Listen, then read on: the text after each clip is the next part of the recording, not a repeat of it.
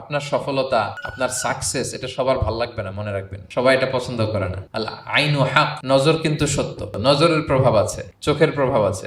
এজন্য কারো ভালো কিছু দেখলে মাশা আল্লাহ বলবেন, আল্লাহর দিকে ফিরিয়ে দিবেন ওটার কল্যাণ। কি বলবেন? একটা সুন্দর ফুটফুটে বাচ্চা দেখলে মাশা আল্লাহ।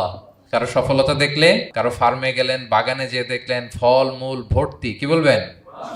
মাশা আল্লাহ, বিসমিল্লাহ মাশা আল্লাহ বললে এটাতে আর ক্ষতি হয় না।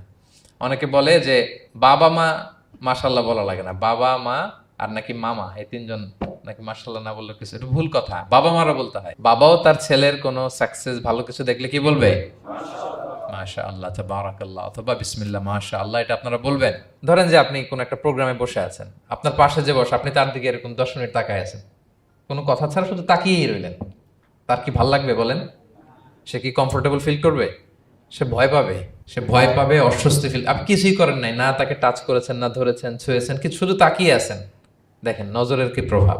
আল্লাহ আইনু হাক, নজর সত্যি। এজন্য কারো সাকসেস দেখলে আমরা সবসময় যেন মাশাআল্লাহ বলি। মাশাআল্লাহ ঠোঁটের সাথে মিলিয়ে রাখবেন। ভালো দেখলে কি বলবেন? মাশাআল্লাহ, মাশাআল্লাহ, বিসমিল্লাহ মাশাআল্লাহ, মাশাআল্লাহ, তাবারাকাল্লাহ, এটা বলবেন।